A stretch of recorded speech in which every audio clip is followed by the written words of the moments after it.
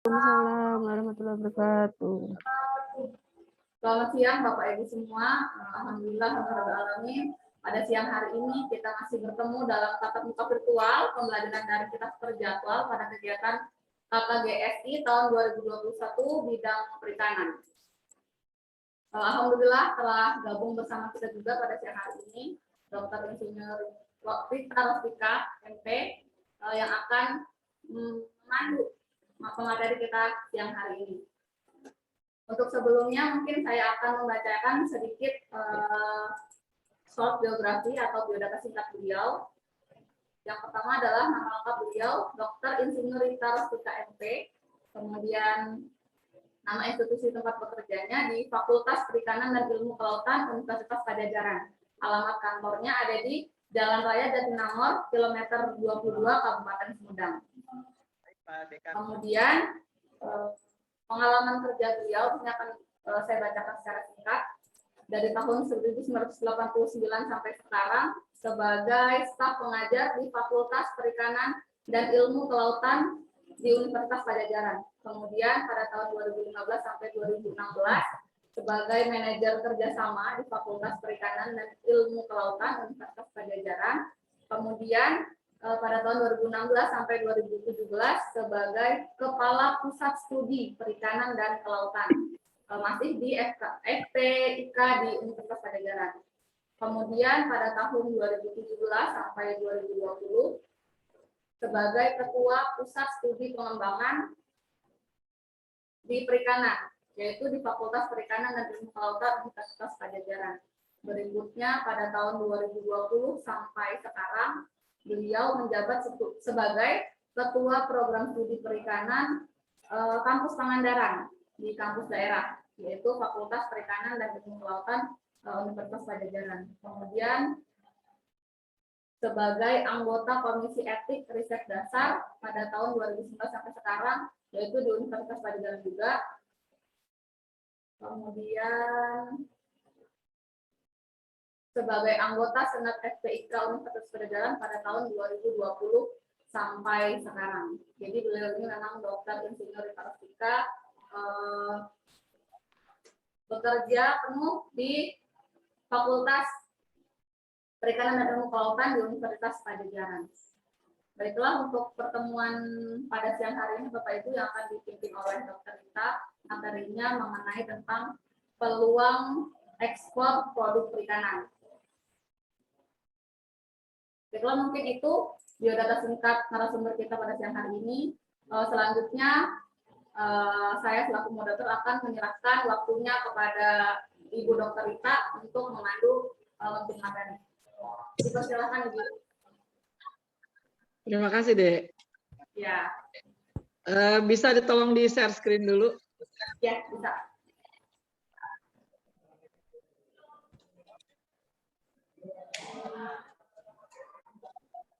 Di slideshow aja. Ya, Ya. sudah muncul ya, Bu? Sudah muncul, alhamdulillah. Ya, Bismillahirrahmanirrahim. Assalamualaikum warahmatullahi wabarakatuh. Waalaikumsalam warahmatullahi wabarakatuh. Ya, Pak Farid dan Ibu Panitia, Ibu Bapak Panitia dan teman-teman yang hadir. Salam jumpa dengan Ibu Rita dari Fakultas Perikanan dan Kelautan yang pada siang hari ini akan menyampaikan terkait peluang ekspor produk perikanan, ya. Kenapa ini menjadi hal yang harus ditekankan? Memang setelah kita berbudidaya ya dari hulu begitu ya, tetap nanti kita adalah hilirnya, yaitu pemasarannya, ya. Karena untuk apa produksi kalau hanya untuk apa namanya pemenuhan kebutuhan sendiri itu sangat disayangkan. Lebih baik kita perbesar skalanya dan ujungnya nanti akan kita pasarkan begitu ya. Nah, Bapak Ibu, karena judulnya adalah peluang ekspor produk perikanan, jadinya saya di sini menampilkan apa namanya raw material apa yang memang saat ini sedang gencar-gencarnya diekspor ke luar negeri. Yang pertama adalah udang seperti ada di gambar sini, kedua adalah tuna cakalang, Yang ketiga cumi, sotong, dan gurita ya, bukan gurita tapi gurita ya. Beda. Yang ketiganya rajungan kepiting dan yang keempatnya rumput laut ya. Seperti apa sih itu yang terjadi saat ini? Saya akan sampaikan data-data terbaru yang terjadi di negara kita dalam masa pandemi ini begitu ya. Silakan lanjut.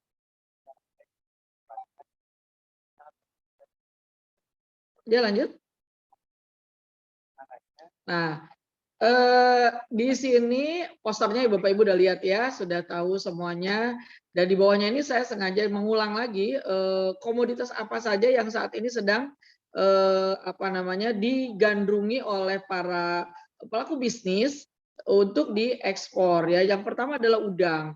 Tadi udah disampaikan, tuna cakalang, yang kedua cumi sotong gurita, yang keempatnya rajungan dan kepiting, dan yang terakhir budidaya rumput laut. Ya lanjut. Nah, sebelumnya saya akan sampaikan bahwa potensi sumber daya kelautan perikanan itu luar biasa luas. Kalau kita bisa lihat di di peta ini terlihat beberapa kota yang ada warna-warna yang berbeda, itu menunjukkan betapa banyak sekali potensi yang ada di sana. Kita lihat di sini ya.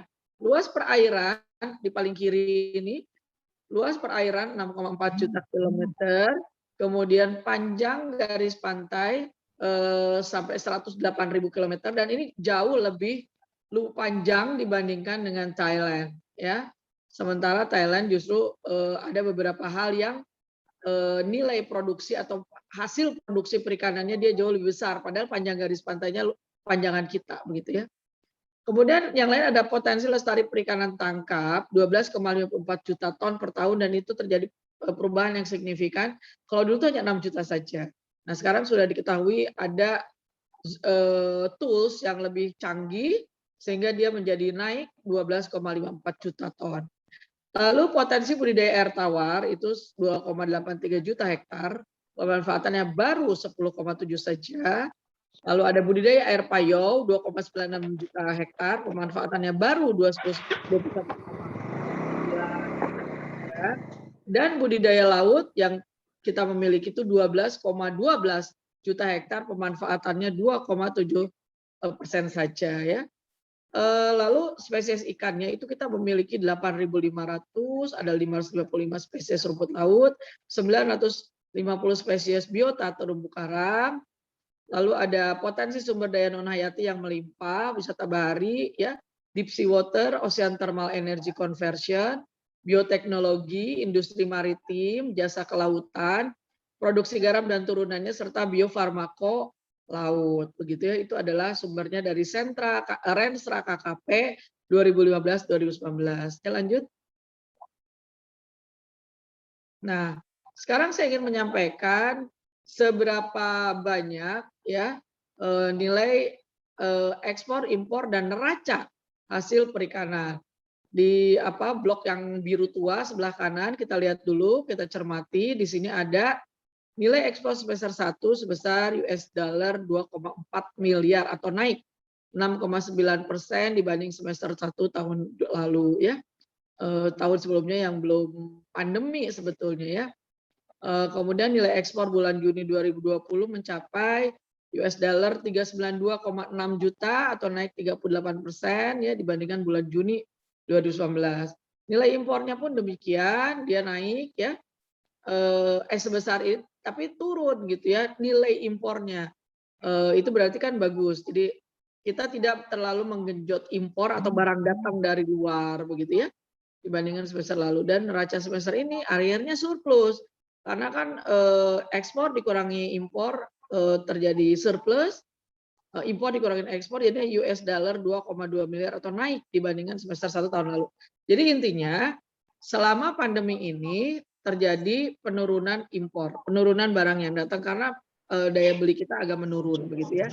Tapi ekspor itu ada naik sedikit ekspornya ya. Jadi akhirnya kita surplus. Kita bisa lihat di gambar yang biru muda di sebelahnya, ini juga ada tahunnya 2017, 2018, 2019, 2020, kelihatan bahwa nilai ekspor kita makin lama itu memang makin naik. Berarti ekspor kita makin lama makin berlebih begitu ya, diproduksi di kita kemudian dikirimkan ke luar negeri. Dan sebaliknya kalau nilai impor itu menurun ya, ada penurunan, dan itu bisa bisa dimengerti karena selama pandemi kemarin kita mengalami penurunan daya beli ya, dan akhirnya di neracanya kita surplus 2,2%. Lanjut. Nah, sekarang ini adalah gambaran mengenai ekspor, impor, dan neraca hasil perikanan semester 1 tahun 2020 ya. Ini pada awal pandemi. Jadi waktu itu kan pandemi itu dinyatakan positif, itu positif ada di kita itu kan bulan-bulan Maret ya, ditutup keberangkatan umroh begitu kan, dilarang terbang segala macam. Nah, tapi masih ada 3 bulan pertama, Januari sampai Maret, yang memang masih memberikan hasil yang lumayan begitu ya. Nah, di sini ada kita lihat volume ekspor paling kiri, kemudian volume ekspor lagi, volume impor sebelah kanannya, dan volume neracanya ya, neraca. Kemudian yang di bawahnya itu adalah nilai ekspor hasil perikanan, terus nilai impor hasil perikanan ya. Tadi volume, sekarang nilai. Kalau volume itu quantity, kalau nilai itu rupiahnya gitu ya. Nah, ini nilainya, neracanya sekian. Kalau nilai itu biasanya tergantung barangnya. Kalau misalnya barangnya seperti rumput laut, walaupun volumenya banyak, tapi harga jualnya lebih murah. Jadi itu berbeda dengan udang yang memang dia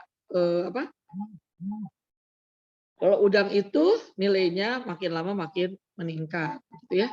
Lanjut. Nah, sekarang kalau kita lihat 5 pasar utama hasil perikanan Indonesia. Jadi kita harus lihat dulu, harus tahu kalau kita mau jadi eksportir, mau jadi importir, kita harus tahu sebetulnya produk apa saja yang 5 besar lah. 5 besar ada di Indonesia ya. 5 besar negara dari volumenya dulu. Pertama dari ke Tiongkok. Kita tuh memang banyak Bapak Ibu ekspor kita itu ke sana tuh banyak ya. Jadi ada ke Tiongkok dulu, kemudian ASEAN, kemudian USA, kemudian ke Jepang, dan terakhir ke Uni Eropa ya. Uni Eropa memang nggak terlalu banyak, tapi yang terbanyak itu Tiongkok. Itu bisa dipahami karena Tiongkok itu masyarakatnya jumlahnya banyak, miliaran ya, dan dia negaranya sudah menjadi negara maju, sehingga yang dia beli adalah barang-barang premium, nggak sekedar asal ada, tapi kalau mau daging yang sehat. Kalau mau ikan yang sehat, ikan yang organik, dan seterusnya. Lebih dari sekedar asal ada ikan, asal ada daging, dia udah nggak begitu. Dia sekarang lebih mengedepankan mutu atau kualitas, gitu ya. Kita lihat dari volumenya cukup besar, dan dilihat sebelah kanannya dari nilai. Kalau dari nilai itu USA lebih tinggi, baru Tiongkok ya. Kemudian Jepang, ASEAN, dan Uni Eropa itu memang di papan rendah, tapi dia tetap 5 terbesar ya daerah tujuan untuk ekspor atau impornya ke kita ya. Lanjut.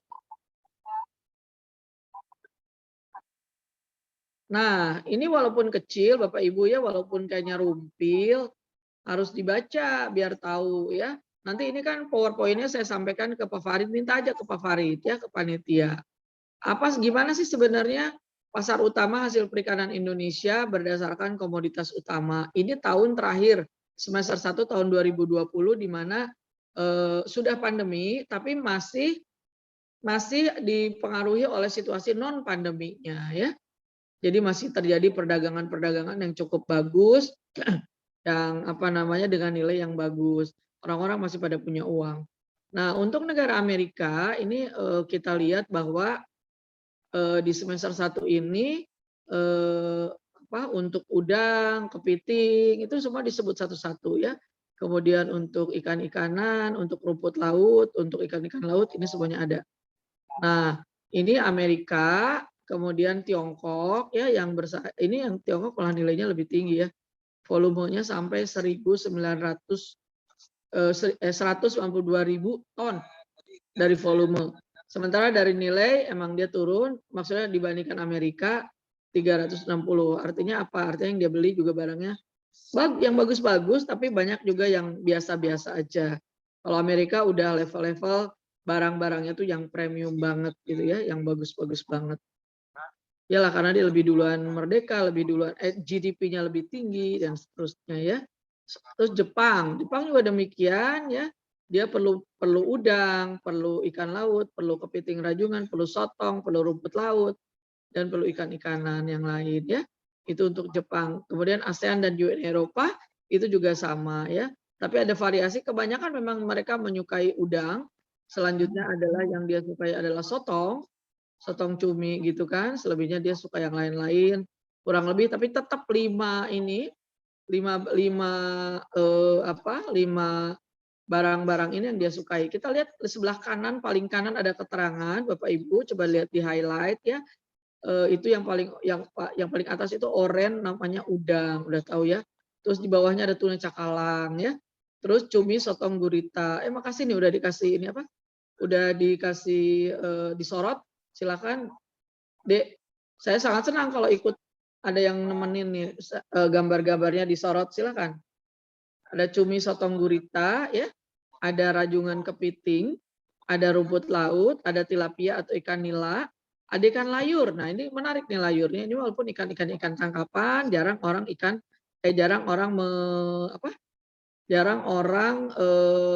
berbudidaya layur, jarang ya, masih semuanya tangkapan. Tapi ikan layur ini jadi naik daun, padahal dulu harganya murah, sekarang mahal karena itu atas jasa ibu ya ahli-ahli ibu-ibu penjual ikan yang berani mencoba mengekspor ikan-ikan tertentu yang asalnya nggak disukai jadi disukai. Contohnya ya layur ini. Dulu layur itu nggak dipandang ya. Naon cenah ikan teh siga sabuk gitu kan, siga belt gitu kan. Tapi lama-kelamaan itu disukai walaupun harganya nggak terlalu mahal tapi enak. Dan akhirnya itu menjadi makanan anak-anak panti asuhan di Jepang ya. Itu ikan layur. Kemudian ikan kembung. Ikan kembung itu sekarang makin lama makin bagus karena ikan kembung ini produksinya banyak sekali di Indonesia. Dia ikannya kan sistemnya schooling ya, kemana-mana rame-rame. Jadi sekali nangkap itu banyak banget. Terus ikan kembung juga asam omega 3-nya tuh tinggi. Jadi dia nggak perlu ikan yang mahal. Contohnya ikan salmon itu nggak usah. Untuk ibu-ibu rumah tangga untuk memberi makan anaknya itu cukup ikan kembung saja, tidak perlu ikan salmon mahal, jangan ya. Kemudian ikan todak itu semacam hiu-hiuan yang punya itu panjang ya, dan ikan-ikan lainnya ini ikan air tawar ya. Lanjut.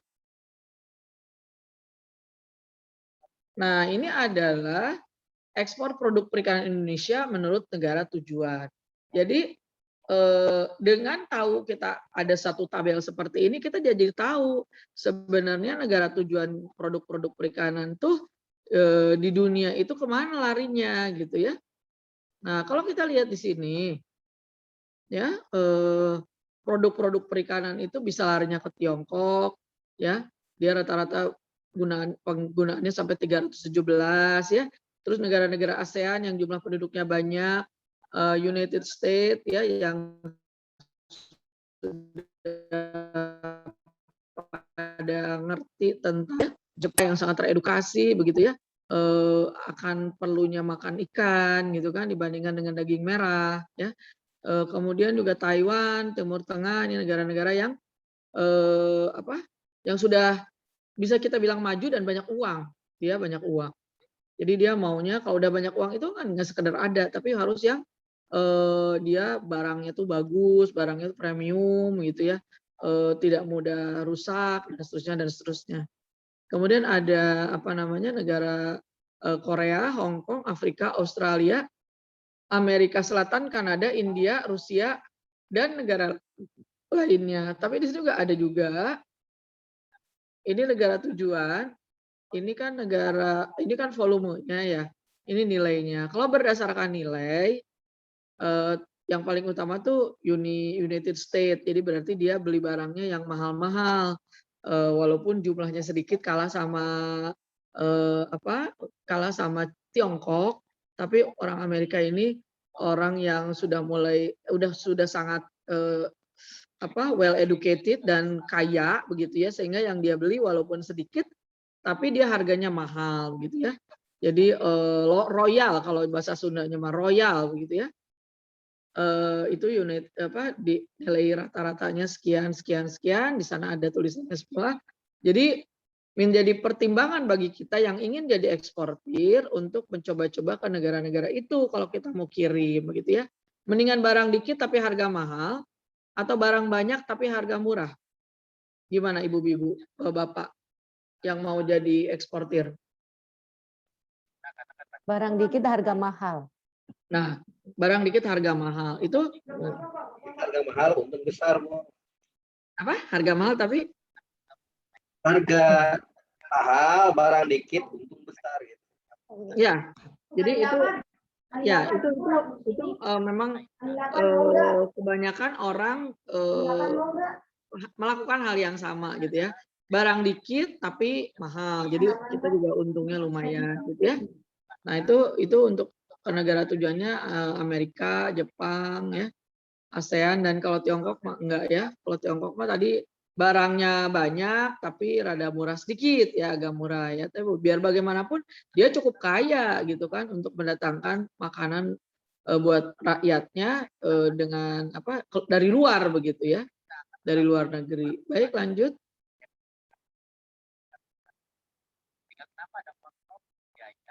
Nah, sekarang tantangan ekspor produk perikanan di Indonesia itu apa aja sih gitu ya? Lanjut. Nah, yang pertama adalah pandemi COVID ya. Pandemi COVID itu meluluhlantakan semua sendi-sendi ekonomi di kita ya. Nggak sekedar bisnis ikan aja, tapi semuanya, pertanian gitu kan, industri itu pokoknya semuanya nggak kena lah. Semuanya yang nggak kena tuh paling juga bisnis pendidikan itu nggak terlalu terimbas ya, nggak terlalu terimbas. Kemudian, nah itulah jadi dunia tuh terancam kelaparan. Pandemi corona ungkap betapa rentan rantai pasok makanan. Nah, jadi situasinya seperti ini ya. Lanjut. Nah, kemudian tren pasar produk perikanan pada era new normal, sekarang mungkin Bapak Ibu sudah terasa ya bahwa fokus konsumen akan produk convenience product seperti prepackaged, portioned ya, itu fillet atau steak, frozen dan shelf stable ya. Ini terasa oleh kita sekarang ini, kita lebih suka beli barang itu atau produk perikanan itu yang tinggal goreng, tinggal kukus, tinggal menghangatkan dan seterusnya ya. Udah sekarang tuh apalagi anak-anak muda udah males kalau beli produk yang masih mentah begitu, apalagi kalau ikan teh bolotot kene socana gitunya belum dibuang sisiknya, belum dibuang isi perutnya, nggak akan mau anak muda sekarang ya, apalagi yang baru punya anak kecil begitu ya, habis waktu. Jadi sekarang itu lebih suka yang prepackaged atau portioned ya, itu yang udah berupa fillet steak, ini tinggal dipanggang, digoreng, di apalah segala macamnya, itu lebih murah. Lalu supplier ke food service merubah strategi menjadi supply ke pasar retail atau penjualan langsung ke konsumen. Walaupun saat ini secara umum sektor food science itu mulai bergerak kembali dalam rangka menyebutnya new normal ya. Kemudian peningkatan delivery atau online shopping dan take away kalau di restoran. Selanjutnya Eropa mendorong promosi produk lokal seperti di Belanda itu udah mulai. Jadi di Belanda itu sekarang sudah didengungkan kita masyarakat itu nggak boleh beli dari luar ya, harus dari negara sendiri. Contohnya ada tagline-nya support your local NL Netherlands ya. Jadi harus beli dari negara mereka sendiri ya. Nah itu ancaman. Padahal sih udah aja, biar aja mereka malas-malas, kita yang rajin-rajin kirim-kirim makanan ke mereka ya. Mestinya begitu. Dan UK itu soul of discretion ya, atau call for fish. Nah, selanjutnya ada riset dan inovasi terkait transportasi dan perpanjangan umur simpan produk ya, perpanjangan umur simpan produk atau shelf life dan kemasan. Jadi sekarang tuh biasanya kalau kita tuh produk perikanan yang katakanlah fillet masih berani sih nyimpan 6 bulan tuh masih berani kalau di freezer ya. Nah sekarang malah diperpanjang lagi dengan ilmu teknologi, jadinya pengen ditambah panjang lagi mungkin buat 2 tahun kali ya, buat 2 tahun baru dimakan, buat stok mungkin ya, dan penggunaan teknologi robot dalam pengolahan. Lanjut, dalam pengolahan. Nah, Bapak Ibu, tapi sekarang itu persyaratan impor negara tujuan semakin ketat. Impor loh ya, jadi kita mereka kirim ke kita gitu ya.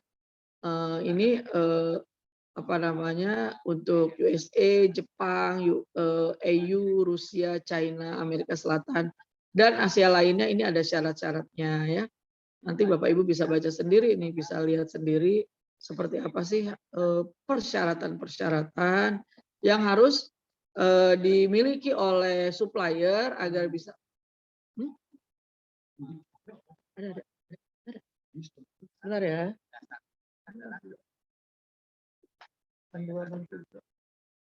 Ini aja. Ini enggak? Udah ada.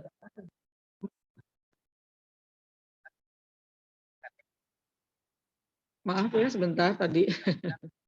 Nah, dilanjutkan ya Bapak Ibu. Jadi untuk negara-negara USA, Jepang, Uni Eropa, Rusia, China, Amerika Selatan, serta Asia lainnya itu memiliki persyaratan sendiri. Tapi ini nggak usah dulu takut ya. Dan gini mah kalau untuk budidaya itu udah biasa. Seperti pembudidaya udang begitu ya, tambak-tambak itu sudah biasa. Waktu dulu sebelum pandemi, kalau mau kirim barangnya ke Carrefour, itu harus melalui dulu harus melalui dulu pintunya Carrefour, di mana di situ disyaratkan harus ada cara berbudidaya yang baik, sertifikat gitu ya, cara berbudidaya yang baik, yang gitu-gitu kan. Kemudian itu tuh di dalamnya nggak boleh pakai antibiotik, nggak boleh pakai bahan-bahan kimia anorganik, itu nggak boleh ya. Jadi semuanya harus organik. Nah itu kurang lebih Bapak Ibu persyaratan ya import untuk negara-negara tujuan, gitu ya. Lanjut. Nah dilanjutkan ini ada sustainability third party certification, tuh ada ISO ya, ada global GAP, traceability. Traceability itu penelusuran. Jadi misalnya kita mau ekspor udang ya, nanti mereka tuh menelusuri ini ini udang dari mana, dari pabrik dari tempat budidaya siapa, dari si Anu. Kemudian dari mana dia beli benih, dari mana dia beli pakan, dari mana dia beli obat-obatan. Nanti ditelusuri lagi terus, namanya traceability ya. Tujuannya adalah untuk memastikan barang-barangnya itu aman buat mereka, karena mereka nggak mau ternyata udangnya dikasih antibiotik, gitu nggak mau mereka ya. Ya kurang lebih begitu. Lanjut.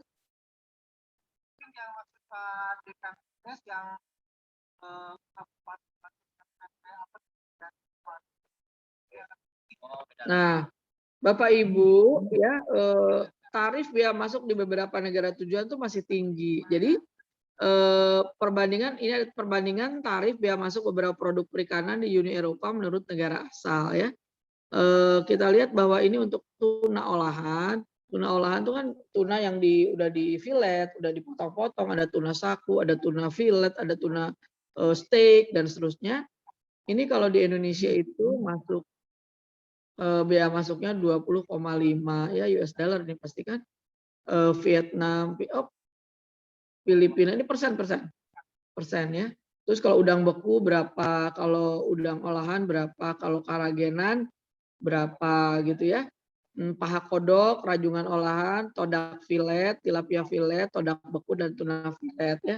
Jadi kalau nyebut filet dengan beku itu tuh beda, padahal kita pikirnya sama, padahal beda ya. Kalau filet ya tilapia filet berarti tilapianya udah di filet. Tapi kalau tilapia beku itu berarti tilapianya masih whole, dimasukin ke dalam freezer begitu ya. Lanjut. Nah, belum efisiennya biaya logistik ikan di dalam negeri. Jadi di Indonesia ini ada kurang lebih beberapa pintu ya. Ada beberapa pintu yang untuk pergi ke luar negeri atau ekspor ya. Kalau kita lihat di sini pintu keluar ikan beku melalui kapal laut, transitnya di Jakarta dan Surabaya ya. Itu langsung pergi-pergi ke langsung ke Eropa, ke Amerika, kemana-mana ya. Nah sekarang kalau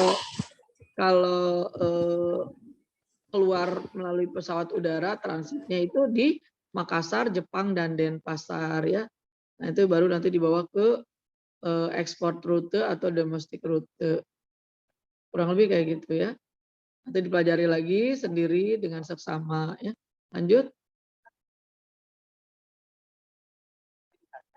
Nah sekarang untuk produk perikanan itu ternyata hilangnya itu atau losses-nya tuh tinggi. Losses tuh hilang ya pada saat distribusi. Jadi bisa dijelaskan begini. Produk perikanan itu biasanya kan dalam keadaan beku, itu biasanya berat. Karena beku, esnya, darahnya jadi es. Tapi manakala udah mau didistribusi, dia ada kemungkinan juga yang lebih cair. Cair tapi nggak keluar dari wadah gitu, tapi tetap bobot es sama bobot air itu berbeda. Sehingga walaupun barangnya itu juga, tapi kalau dalam bentuk es dia berat. Kalau dalam bentuk cair dia lebih ringan. Sehingga ada losses-nya ya, hilangnya. Jangan disangka, kenapa hilang gitu ya. Si bos juga nggak boleh sembarangan marah-marah. Kenapa ini katanya dikirim sekian kintal malah jadi sekian kintal gitu kan. Ternyata emang ada ya, ada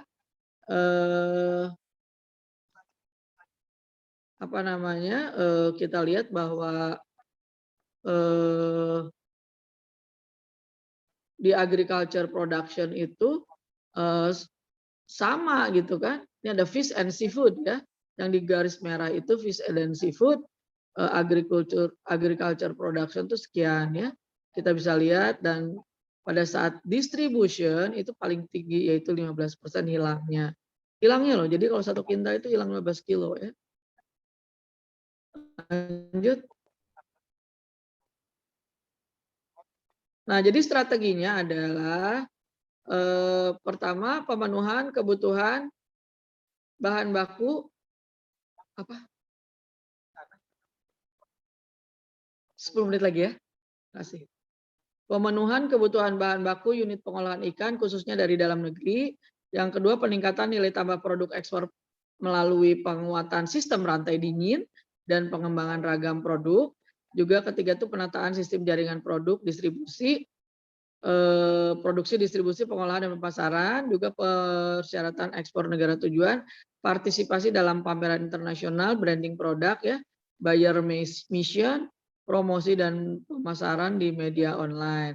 Kemudian nanti ada kerjasama promosi dan market intelijen dengan instansi lembaga pemerintahan dan atau non pemerintah di dalam dan di luar negeri dalam rangka penguatan dan perluasan pasar ekspor. Yang lainnya adalah sinergi penerapan aplikasi sistem telusur. Itu harus ya. Sistem telusur itu atau traceability itu penting ya. Nah, sesuai persyaratan ekspor negara tujuan. Juga diplomasi penanganan hambatan dan penurunan tarif biaya masuk di negara tujuan ekspor, serta peningkatan kompetensi dan jumlah SDM kelautan dan perikanan sesuai kebutuhan pada setiap rantai bisnis perikanan hulu hilir. Jadi Bapak Ibu kebayang nggak siapa yang mengerjakan ini? Coba. Siapa yang bernegosiasi? Ternyata negosiator bidang perikanan pertanian itu bisa dikatakan nggak ada di Indonesia itu. Bisa dibayangkan ya, selain dia harus pandai, khususnya pandai di bidang produk perikanan pertanian, juga harus jago ngeles, harus jago berkelit, gitu kan? Jago berkelit, jago istilahnya tuh kalau didorong ke sini dia bisa nahan, gitu kan? Pokoknya ahli negosiasi seperti apa sih kan Bapak Ibu pasti tahu ya. Nah di kita itu sedikit sekali, bahkan bisa dikatakan tidak ada. Belum ya 4 tahun lalu lah, 4 tahun lalu tuh ada informasi dari Bapak Bayu Krisnamurti, dia sampaikan bahwa di kita itu negosiator bidang perikanan, kelautan dan pertanian itu nggak ada. Jadi kita suka kalah melulu kalau ngadu strategi. Jadi kita yang ngalah terus sama orang-orang yang mau beli gitu kan.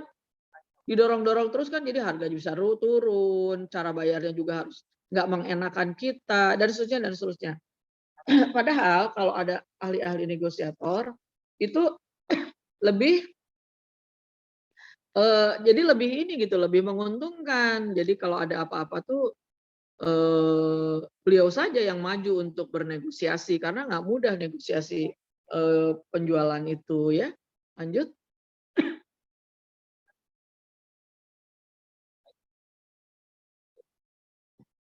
Nah, selain itu yang dilakukan pemerintah adalah ekspor langsung produk perikanan dari lokasi ke negara tujuan atau keikutsertaan eh, pada pameran dagang internasional di luar negeri. Selanjutnya ada perundingan perdagangan. Di sini ada ongoing bilateral negotiation, complete on review bilateral negotiation, upcoming bilateral negotiation, dan ada lagi, ada 2 hal lagi. Silakan lanjut. Nah, ini adalah penguatan atau quality infrastruktur hulu hilir melalui digitalisasi hasil perikanan. Sekarang itu mau tidak mau ya, seperti saya juga kemarin tuh menjadi juri dalam acara KKGSI, itu saya selalu bertanya bagaimana adik jualan barang gitu, apakah melalui online atau offline ya. Dan saya senang sekali jawaban dari mahasiswa itu, ternyata mereka udah mulai aware ya bahwa dia jualannya dengan 2 versi. Versi pertama offline ya, jualan di depan sekolah atau di mana. Online-nya adalah dia jualan di Facebook, jualannya di Instagram, jualannya di WA dan seterusnya. Dan itu ada di tempat tertentu yang memang rada kota begitu ya, yang agak kota itu lakuannya lebih banyak tuh online. Lakunya lebih banyak online. Kemudian nilai jualnya juga paling banyak tuh online. Tapi itu situasional, dalam arti tidak semua tempat, tidak semua kota itu seperti itu. Tapi kalau misalnya memang dimungkinkan untuk melakukan online selling, kita lakukan online selling ya. Lanjut. Nah, kemudian ada program Bangga Buatan Indonesia untuk membantu transformasi UMKM offline ke online. Jadi UMKM juga ini lagi disayang-sayang sama pemerintah ya, untuk memajukan negara kita tentu saja. Karena karena UMKM itu kalau jumlahnya banyak itu akan terutama yang MKM-nya ya, UKM. M yang itu jangan dulu, kalau UMKM unit mikro ya, mikro, kecil dan menengah. Yang mikro jangan dulu ikutan, jangan dulu dihitung, tapi kita UKM, unit kecil dan menengah ya, itu yang harus didorong untuk lebih banyak lagi, karena di suatu negara makin makmur negara itu makin banyak justru sebetulnya yang mensupport dari UKM ya, bukan toko-toko besar kayak misalnya Toyota atau apa gitu, bukan, tapi justru UKM yang kecil-kecil yang 5 miliaran ya, itu justru yang mensupport negara agar jadi maju begitu ya. Lanjut.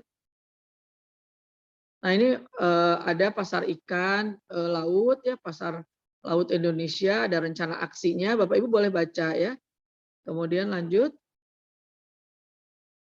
Nah, ini produk UMKM, sektor kelautan perikanan, dan produk unggulan KKP. Ini semuanya dilihat sama Ibu Bapak, ini produknya apa. Kalau produknya apa, ikuti. Jadi ATM tuh boleh, amati, tiru, modifikasi. M-nya yang modifikasi itu menghindari kita dari yang kita sebut plagiasi atau peniruan gitu ya. Kalau ada modifikasi, jadi kita walaupun melihat ke orang lain, nggak apa-apa. Jadi ATM, M-nya itu yang melindungi. ATM, amati, tiru, modifikasi. Jangan plek-plekan sama, nanti jadi repot. Kalau misalnya plek-plekan sama, semua bikin kerupuk ikan semua. Semuanya bikin pempek semua. Semuanya bikin apa namanya produk-produk ikan yang gitu-gitu aja, punten ya, punten. Itu menjadikan barang tersebut nggak berdaya saing. Tapi kalau kita punya misalnya ya, beda dikit aja tapi keren begitu ya, itu pasti akan meledak, akan melesat penjualannya ya. Jangan sama dengan orang kerupuk deui gitu nya, pepes deui, jangan ya. Jangan gitu. Ya lanjut. Nah, sekarang ini sudah survei bahwa terdapat marketplace yang menjual produk hasil perikanan dari UMKM per 20 Juli 2020 itu ternyata banyak ya. Ada Tokopedia, Shopee, Bukalapak, Belanja, Lazada, Blibli, Elevania, JD. Itu semuanya apa namanya marketplace yang bisa kita ikutan di situ, walaupun ada konsekuensi ya, kita harus bayar berapa persen, nggak apa-apa ya. Untuk hal-hal tertentu kita memang harus ada biaya promosi. Lanjut. Nah, ini peran startup perikanan. Ini waktu di Swiss Network, jadi saya datang ya di acara ini, semua anak muda yang mempunyai bisnis di bidang perikanan tapi dia digital, itu diundang oleh Pak Menteri untuk hadir di acara ini, dan semuanya muda-muda, saya doang yang tua. Saya doang yang tua ya. Tapi saya begitu bangganya gitu kan. Karena semua dari peserta ini mempunyai produk-produk yang bagus ya. Produk yang bagus yang memang layak untuk dijual, dan anak perikanan juga ada beberapa yang ikutan ya, perikanan Unpad ya. Ini ada yang ikutan juga di acara ini. Lanjut. Nah, ini dukungan lintas sektor dari mana-mana sebetulnya didukung, Kementerian PUPR, PLN, Kemenhub, Kemenlu, Garuda Indonesia, Kemendes, Kemenkop, Maritim, Investasi, Kemenpar, Indag, KBRI, Telkom. Nah, semuanya itu kalau Bapak Ibu punya apa namanya, punya tepangan, punya kenalan di organisasi ini, dekati, tanyakan dia punya program apa buat UMKM. Nah, kalaupun dia tidak tahu jawabannya, biasanya dia kasih tahu orang-orangnya, person-personnya yang memang bergerak di bidang apa istilahnya tuh apa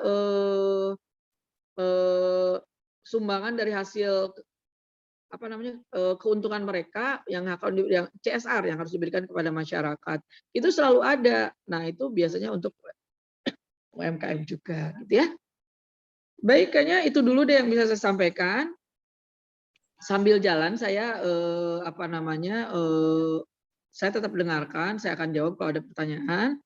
Tapi saya sambil offline ya, karena ada mahasiswa yang banyak masalah gitu yang harus saya selesaikan segera. Oke? Baik, Dr. Rita, terima kasih atas materinya.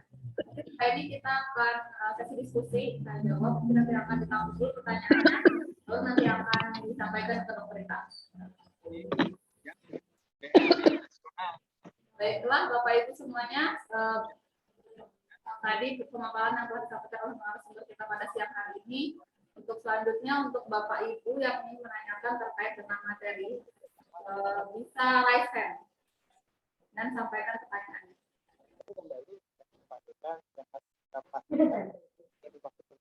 Apakah ada yang sudah raise hand? Oh, ya, sepertinya ada yang sudah raise hand, Budia. Iya. Silakan, Budia. Oke. Terima kasih. Assalamualaikum warahmatullahi wabarakatuh.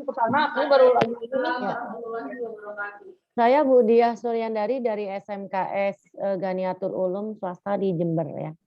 Terima kasih pemaparan yang disampaikan oleh Dr. Rita Rosita sangat menarik sekali. Yang saya tanyakan simpel saja ya. Ini yang dibahas tadi adalah kita sebagai negara yang ekspor ikan itu di berbagai negara, antara lain di US, kemudian di Jepang dan di Tiongkok. Nah, yang saya tanyakan, adakah negara kompetitor kita yang sangat ini, yang kita anggap itu kompetitor terbesar? Kalau kompetitor terbesar, apa aja yang kita kalah di apanya, di teknologinya atau di sumber dayanya yang kurang banyak atau bagaimana? Karena mengingat negara kita itu banyak sekali, lautnya itu sangat luas sekali. Seperti itu yang saya tanya. Itu aja. Terima kasih. Ya, siap. Terima kasih Bu Dia sudah mencatat, nanti akan disampaikan kepada Dr. Rita. Selanjutnya, apakah ada Bapak Ibu yang lain yang bertanya? Bisa raise hand.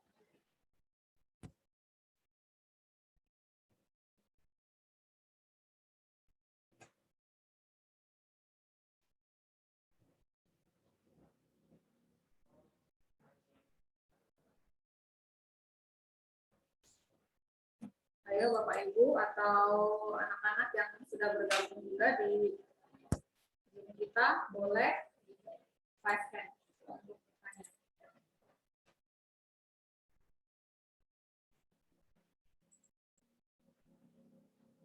Materinya cukup menarik. Di sini telah dipaparkan begitu banyak kesempatan atau peluang besar untuk kita ikut menjadi bagian yang apa ya, membuat atau menjadi eksportir produk perikanan. Mengingat dari atau melihat dari potensi-potensi yang ada pada yang dijelaskan tadi oleh narasumber, bahwa kita punya kesempatan besar untuk menjadi eksportir. Seperti itu. Salah satunya adalah tadi Tiongkok, di mana dengan masyarakatnya yang banyak, kemudian negara maju juga, jadi memang negara tersebut sudah menerima atau mempertimbangkan produknya itu dengan kualitas yang bagus. Jadi kalau misalnya Bapak Ibu punya produk yang kontinu diproduksi, kemudian juga dengan mempertimbangkan menggunakan bahan-bahan yang berkualitas, mungkin bisa mencoba untuk ekspor seperti itu. Masih ditunggu Bapak Ibu yang ingin bertanya, boleh selain dari Ibu Dia. Bu moderator, boleh nggak pertanyaannya disimpan saja di chat room sehingga nanti saya bisa jawab berdasarkan pertanyaan dari chat roomnya, boleh nggak? Oh iya. Ya. Siap, bisa. Bapak Ibu yang ingin bertanya boleh tulis di kolom chat, nanti akan dibaca langsung oleh Dr. Rita seperti itu.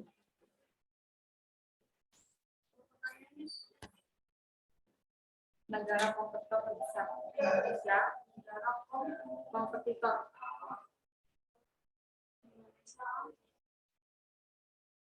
Dan Indonesia kalah di bidang apa?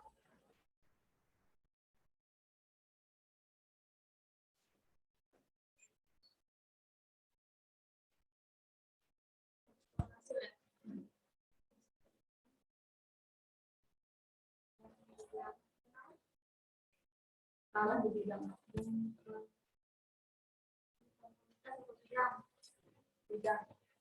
di teknologinya atau apanya kita.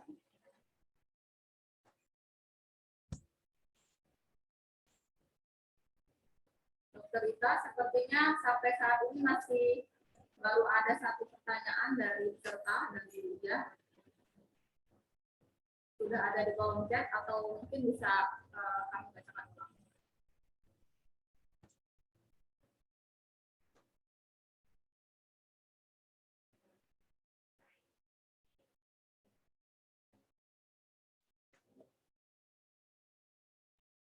Bu moderator, saya akan jawab yang pertanyaan di chat room ya Bu ya. Ya. Di situ ada pertanyaan terkait dengan negara kompetitor terbesar Indonesia dalam ekspor hasil ikan itu siapa mungkin ya, dan kalah di bidang apa ya. Jadi saya akan coba jawab. Jadi negara kompetitor terbesar Indonesia dalam ekspor hasil perikanan itu adalah justru negara Tiongkok ya. Tiongkok itu adalah negara kompetitor terbesar kita dalam ekspor hasil ikan. Jadi walaupun mereka itu pengimpor barang-barang seafood dan lain-lain, tapi dia juga mengekspor barang-barang hasil perikanan juga gitu ya. Terus kalahnya di bidang apa? Dia tuh belum mampu terkait beberapa jenis ikan. Hanya sedikit saja, karena kalau di kita masih sekitar 50 jenis ikan yang di apa nyebutnya tuh domestikasi. Di mereka tuh udah 100 jenis ikan yang dimodifikasi. Seperti misalnya ikan fugu. Ikan fugu itu ikan apa namanya? Ikan fugu adalah ikan apa yang beracun itu yang bisa membesarkan badannya sendiri. Nah, di kita kan apa namanya? Buntal ya. Buntal itu kan justru kita mah dihindari. Kalau mereka malah dipelihara dan diekspor, ya. Karena mereka tahu caranya gimana supaya jangan beracun, gitu kan. Nah, jadi memang mereka untuk ikan-ikan secara umum tuh emang China. Kedua ya seperti biasa lah Ekuador itu saingan kita di bidang prawn atau shrimp ya, shrimp ekspor. Itu juga kita kalah ya. Tapi kita juga bersaing itu apa namanya balapan terus juara 1, juara 2, ranking 1, ranking 2 gitu ya, tukeran sama Ekuador, Peru begitu ya. Jadi apa namanya yang lain-lainnya sih kelihatannya nggak terlalu mengkhawatirkan. Kita tetap bisa mengekspor banyak hasil perikanan untuk ke luar negeri, begitu ya. Nah, kalau persyaratan untuk menjadi ekspor perikanan, kalau masih level kelas UMKM, apakah sudah bisa? Saya tadi sudah menyampaikan ya di tabel bahwa ada beberapa persyaratan. Setiap negara itu syaratnya apa saja kalau mau ekspor hasil perikanan ya. Silakan dibaca, silakan melakukan komunikasi dengan minimal Komisi Dagang ya di negara Komisi Dagang RI di negara-negara tersebut gitu ya. Bikin itu aja melakukan komunikasi via email begitu ya. Itu silakan dicoba. Tapi memang ada beberapa hal yang memang harus dipenuhi dulu sebelum kita bisa mengekspor barang-barang atau produk hasil perikanan. Gitu ya. Menurut Ibu peluang pasar ekspor produk perikanan negara Indonesia saat pandemi ini apakah mengalami peningkatan? Iya, mengalami peningkatan. Terutama untuk ikan-ikan hias ya Bapak-bapak, Ibu-ibu. Teman saya itu adalah kelompok Inavis yang merupakan eksportir ikan-ikan hias. Bulan Juni tahun 2020 di mana kita pesawat banyak yang berhenti, dia malah menyewa sebuah pesawat terbang ya secara rutin untuk terbang ke China membawa ikan hias dari Indonesia. Ya, jadi memang kalau apalagi ikan hias itu tidak ada istilahnya nggak ada matinya gitu ya. Jadi memang dia selalu diekspor dalam jumlah yang banyak. Kemudian harga ikan di pasar semakin melambung. Yang biasanya ibu rumah tangga biasa konsumsi ikan tiap hari sekitar 2 kilo atau lebih, sekarang hanya mampu 1 kilo per hari. Memang dalam situasi seperti ini banyak pembudidaya yang nelayan atau pembudidaya yang menurunkan produktivitasnya ya karena memang situasinya tidak memungkinkan. Terus ini Bapak Yogi Prayoga dari SMP Garut bertanya, dalam proses ekspor bagaimana caranya supaya ikan-ikan yang dikirim ke luar negeri tetap sehat, hidup tanpa ada yang cacat sedikit pun dalam kurun waktu. Nah, hasil penelitian banyak universitas terkait dengan bagaimana caranya agar ikan tetap sehat, tetap hidup, tetap tanpa ada yang cacat begitu ya. Itu banyak caranya Pak, banyak caranya. Jadi ikan biasanya sih kalau ikan hias itu memang dibuat pingsan begitu ya. Kalau ikan-ikan konsumsi itu kalau khususnya udang-udangan atau lobster kan itu direndam dulu dengan atau dibulen kata bahasa Sundanya Mah ya, dilumuri dengan kayu, serbuk kayu gitu ya. Serbuk kayu itu sekitar 6-8 jam itu masih kuat ya. Kemudian kalau ikan-ikan lain kalau emangnya harus memang hidup seperti ikan-ikan kerapu kalau mau dikirim ke China, dikirim ke Singapura itu menggunakan air dan diturunkan suhunya juga ditambah oksigennya gitu ya. Jadi diharapkan dia tetap hidup karena kalau hidup itu per kilonya jadi mahal sekali begitu dan kalau mati justru jadi murah begitu ya. Kurang lebih begitu deh Bapak Ibu semua. Cukup? Terima kasih penjelasannya Ibu Rosita. Sama-sama Ibu. Ibu kalau mau bertanya lagi lebih jauh silakan WA ke saya. Nomor WA-nya ada di panitia, ada di Pak Farid ya. Di Pak Farid ada nomor HP saya, silakan di-share. Terus PowerPoint saya juga yang tadi silakan di-share, silakan dipelajari ya Bapak Ibu ya. Kalau misalnya mau bertanya silakan WA Japri aja langsung gitu ya ke saya. Siapa tahu nanti pas kalau kita bisa ngobrol-ngobrol lah nanti ya. Terutama yang Garut nih sebetulnya kita ngebina SMK Garut nih, perikanan nih Pak. Tadi siapa yang bertanya ya? Teman dari Garut? Pak Yogi Prayoga. Oh, tapi SMK 12 kita SMK 4. SMK 4 Garut. Nah, itu jadi binaan kita ya. Makasih ya. Begitu ya. Baik, ada lagi yang mau ditanyakan? Ibu moderator, apakah cukup? Sudah selesai, Dokter Rita. Enggak, maka. Terima kasih ya Bu Cantik, saya sudah diberi kesempatan untuk sharing informasi di sini. Mungkin closing statement Bu untuk penyemangat para peserta KKDS kita tahun ini. Gimana Bu, nggak kedengeran? Closing statement Bu buat closing statement. Ya. Jadi begini. Peserta yang hadir hari ini. Ya. Jadi closing statement saya kepada teman-teman ini kan semuanya guru ya, SMK negeri ya. Jadi jangan berhenti untuk selalu mencari tahu Ya, curiosity itu harus ditumbuhkan dalam hati. Jadi ingin tahu apapun. Dan sekarang kan ada sarana prasarananya. Kalau kita ingin tahu, googling saja gampang, ya. Terus, tapi milih-milih website atau milih-milih sumber informasi juga penting. Nanti kapan-kapan saya cerita deh terkait dengan itu, ya. Pak Farid, saya diundang lagi nanti Pak Farid. Ya, benar. Untuk cerita, ya. Ya. Mohon. Mudah-mudahan bisa dimengerti share dari saya ini, kemudian juga bisa dimanfaatkan buat bahan kuliah, materi untuk di kelas, begitu silahkan ya. Nanti kalau ada nggak ngerti silahkan WA ke saya, nomornya ada di Pak Farid tuh. Ya Pak Farid ya. Ya, Oke. Ya. Boleh saya keluar dulu ini dari Zoom, boleh? Terakhir satu lagi Bunda. Ya. Mau foto? Mungkin kan kita semua di sini yang peserta, baik kami juga yang pengampu perikanan.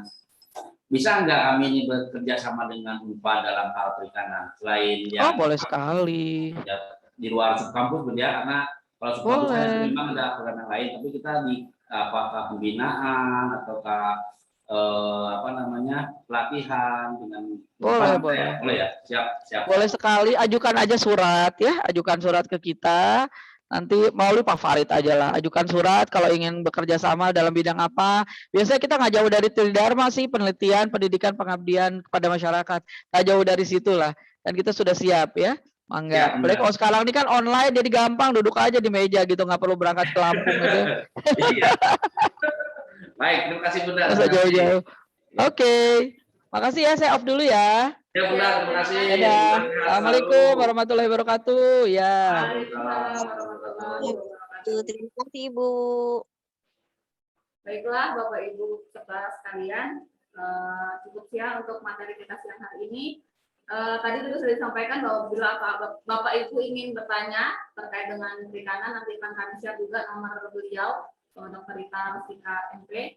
Bila ada diskusi-diskusi atau apa yang ingin dikomunikasikan, bisa dikomunikasikan dengan beliau. Seperti itu.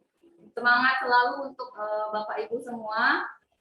Masih ada 4 kali pertemuan lagi, 2 minggu lagi, untuk minggu depan pada tanggal berapa ya? 31 Agustus, ya, Selasa 31 Agustus nanti tentang pengelolaan usaha perikanan.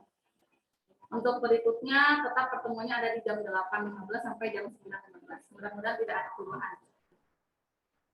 Informasi juga untuk Bapak Ibu sudah boleh mulai membuat produk ya Pak. Sudah boleh mulai membuat produk dan mulai dipasarkan, sehingga ya nanti kan untuk record penjualannya Bapak Ibu lebih banyak dapatnya. Jadi kalau misalnya memang lebih cepat membuat, lebih cepat melakukan penjualan, maka record penjualan juga akan semakin banyak dan itu juga akan semakin baik di penilaiannya. Seperti itu. Izin bertanya, Bu? Ya. Izin bertanya boleh? Untuk pemasaran sampai dengan pembuatan produk itu ada batas waktunya nggak? Maksudnya di ring ini, di ring perhitungan mulai dari start sampai dengan akhir keuntungan itu ada range waktunya nggak? Ada Bu, langsung saya jawab ya Bu. Ya. Untuk range waktu pembuatan produk sampai pemasarannya, untuk yang dihitung ya Bu, nanti pendataan atau record data penjualannya itu dihitung mulai dari setelah atau di awal kegiatan di rentang Agustus sampai dengan Oktober akhir. Itu data penjualannya dihitung mulai dari Agustus sampai Oktober akhir. Oke. Sebelumnya nggak bisa dihitung ya? Kalau sebelum bulan itu tidak dihitung. Oke. Jadi ya memang selama kegiatan KKGS ini berlangsung seperti itu. Makanya saran dari kami untuk lebih cepat, lebih baik untuk membuat produk dan melakukan pemasaran, sehingga record penjualannya akan semakin banyak. Oke. Terima kasih Bu Widya. Ya, semangat untuk semuanya. Salam hangat dari kami SMK Negeri 4 Metro. Kami akhiri. Billahi taufiq wal hidayah. Assalamualaikum warahmatullahi wabarakatuh. Waalaikumsalam warahmatullahi wabarakatuh. Waalaikumsalam warahmatullahi wabarakatuh.